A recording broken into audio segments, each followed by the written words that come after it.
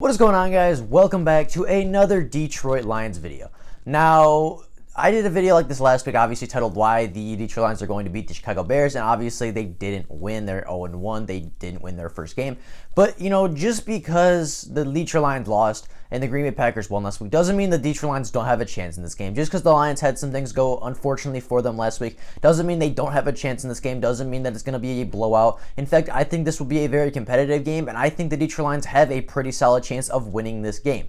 So in today's video, just like we did last week, we're going to be going over the major reasons that I think the Detroit Lions will win this game versus the Green Bay Packers.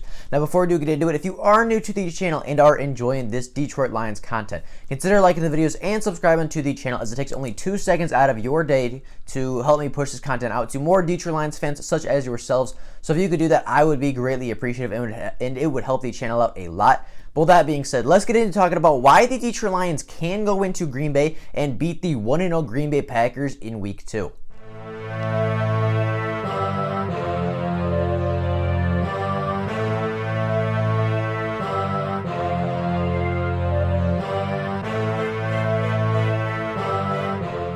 Now, as I said, just because the Detroit Lions lost in Week 1 doesn't mean that it was all bad. And in fact, I think the Detroit Lions showed a lot of strengths and a lot of promise in a lot of different areas. That makes me think that they can still be a very competitive and very solid team this year. Now, and on the flip side of that, just because the Green Bay Packers won doesn't mean that their win was flawless, doesn't mean that, they don't have weaknesses. And in fact, in their Week 1 game, they showed a lot of weaknesses, and they showed quite a few things that I think the Detroit Lions can take advantage of and exploit in a couple of days when we do take on Green Bay. Now, the first reason I believe the Detroit Lions can defeat the Green Bay Packers this week is because the Detroit Lions run game is finally here, and it is elite. Yes, I said elite, not just good. Our run game is going to be elite this season. Now, last week, the Detroit Lions running backs played very well against a very solid Bears front seven with Khalil Mack and Akeem Hicks. Now, Adrian Peterson last week had 14 attempts for 93 yards and averaged 6.6 yards a carry. DeAndre Swift looks solid for a rookie season in kind of a reserved role, as he did have the only rushing touchdown of the game.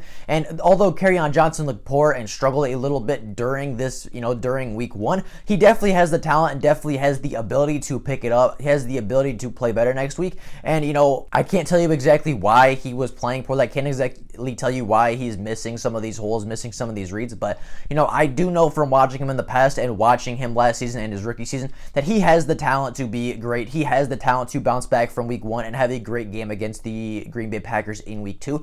So our running back room is really solid. It's very talented. It has a lot of talent. And last week showed a lot of promise against a very solid and very stacked Bears front seven that is pretty good at stopping the run every single year. Now, not only did the running backs play well, but the offensive line played fantastic in Week 1. Keep in mind that the Detroit Lions offensive line in Week 1 was actually without their starting right tackle in Halapoulivaati Vaitai. So hopefully he is coming back in Week 2 to, go against the Green Bay Packers front seven.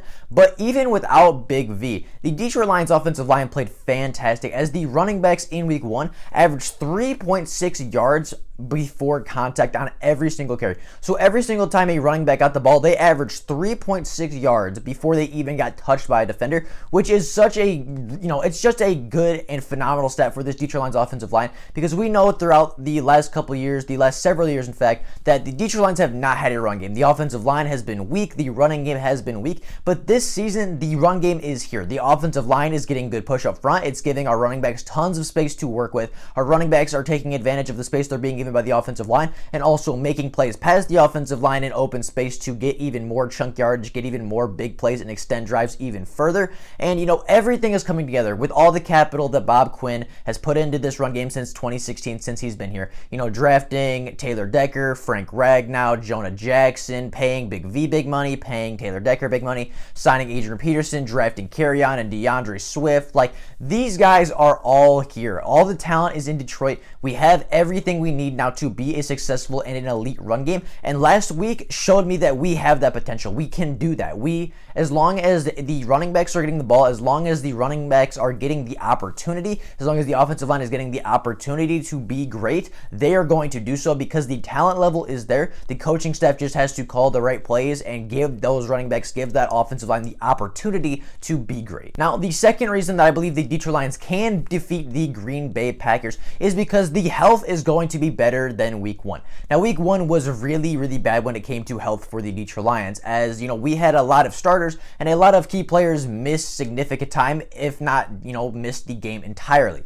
Now, those players include guys like Kenny Galladay, who was our wide receiver 1, Big V, who is our right tackle 1, Jeff Okudah, who is our cornerback 4, but as we know with the injuries that happened in week 1, would have been a starter by the end of the game and would have played a lot of time week 1. Desmond Trufant and Justin Coleman both missed a majority of the game as they did get injured before halftime. Trey Flowers got injured during the game. There was a lot of injuries during the game or even before the game, and the Detroit Lions were very depleted, especially on the defensive side of the ball. However, this week, injuries should be better. Kenny Galladay is supposed to be coming back. Big V is supposed to be coming back. Jeff Okudah is going to be back. He had a full day of practice yesterday, and I believe he is fully practicing today. Our health is going to improve. Our health is going to get back to where it is, and our starters should be able to get back on the field by Sunday. So, with more depth, with more help, with more talent on the field, the defense and the offense are obviously going to be playing better because they have more talent out there to be playing better. I don't expect, I don't know, I say that I don't expect this, but it happens every year for the Detroit Lions, so it very well could happen. But the injuries that we saw last week should not happen again. We should not be down to our 5th and 6th string cornerbacks. We should not be down to our backup right tackle. We should not, be playing 5 or 6 different wide receivers and have them play significant playing time because Kenny Galladay is out. If our starters are back, if our starters are healthy in this game, we should be more competitive. We should be putting up more points. We should be allowing less points on the defensive side of the ball. And if our players are there, if our starters and our talent is on the field, this team is going to be good. This team is going to be competitive because even without our starting right tackle, even without our starting wide receiver, even without a really solid cornerback in Jeff Okudah to come in off the bench, we still competed. We still dominated the Bears game for a majority of that game. And, we collapsed at the end, but even with all those injuries piling up, even with everything that happened as far as injury concerns and players not playing in that game, the Lions were still competitive. The Lions still led and dominated a majority of that game. And if it wasn't for poor play calling, they would have won that game even with the depth issues, even with the injury concerns that were shown in week 1. Now, the third reason I believe the Detroit Lions will beat the Green Bay Packers is because the Green Bay Packers, for as good as their offense played last week, their defense was very, very questionable when it came to a lot of categories. Now, the Green Bay defense last week gave up 259 passing yards and 2 passing touchdowns in the air, and they were giving up a lot of big plays. Like, there were just shots after shots that the Green Bay defense was giving up. There was a huge touchdown pass that went over 50-something yards in the air. It was very lackluster by the Packers defense, to say the least. And I know they made some plays here and there with a couple sacks and an interception, but for the most part, this Packers pass defense did not look very good. They had a lot of players getting beat. They had a lot of players give up touchdowns and big plays. And, we know the Detroit Lions offense thrives in that big play mentality. Matthew Stafford's first read is to take that shot down the field. And if the opportunity is there, we know Matthew Stafford has the arm talent and the ability to get it there. We know our wide receivers have the ability to make those plays down the field and make those big plays, contested catches, and win those footballs down to the field. Obviously, those yards and those touchdowns are they're not great, but I wouldn't say that was a horrible defense to start with. However, if you look more in depth with more stats, the Green Bay Packers last week blitzed 10 times and they only had 1 quarterback hurry in the entire game. The Green Bay Packers defense also gave up 134 rushing yards on the ground, giving up 7 yards a carry, and they also allowed 2 more rushing touchdowns on the ground. So their rush defense was very questionable in week 1, and we just talked about earlier how the Detroit Lions rushing offense was, really good, borderline elite last week, with averaging 6.6 yards a carry with Adrian Peterson, with, DeAndre Swift looking solid, and, with Kerryon's talent, knowing that he can bounce back. This team, this running game for the Detroit Lions is really good, and the rushing defense for the Green Bay Packers is very questionable, or at least it was in week 1, and I think that's something the Detroit Lions has to take advantage of. They have to run the ball more. They have to give Adrian Peterson the opportunity to beat the Green Bay Packers, because as much as I love Matthew Stafford, if we're scoring points really quickly, our defense is going to give up a lot more points. So if the Detroit Lions want to win this game, and if they want to rely on their offense and not put their defense in a situation where they have to stand up and make a play at the end of the game, they have to run the ball. They have to bleed the clock. They have to have long, lengthy drives that end in touchdowns to keep Aaron Rodgers off the field, to keep our defense off the field, and to just bleed out the clock and give those Packers less time to score on our defense, who hasn't been performing as of lately. Now, another thing that I noticed with the Green Bay Packers rushing defense is that, I mentioned they gave up 134 rushing yards, but 91 of those rushing yards came before contact. And we talked earlier about how good the Detroit Lions O-line was at getting their running back space before contact. The Detroit Lions averaged almost 4 yards, or the Detroit Lions running backs averaged almost 4 yards before contact on every carry. And the Green Bay Packers last week gave up 91 of their 134 yards before contact. So, their defensive line got dominated by a Minnesota offensive line that, in my opinion, doesn't really have anything special on there. I think the Detroit Lions offensive line is better than the Green Bay Pack or than the Minnesota Vikings offensive line based on just what I've seen so far out of both of them. So if the Minnesota Vikings defense or offensive line can do that, the Detroit Lions offensive line is going to have a field day, especially if this Green Bay Packers defensive line, this Green Bay Packers front seven cannot step up their game and get contact early. If they cannot step up their game and get that penetration, if they're continuing to get blown off the ball, if they're continuing to get pushed back by an offensive line in the Detroit Lions that is coming off a phenomenal day against a really good Bears front seven,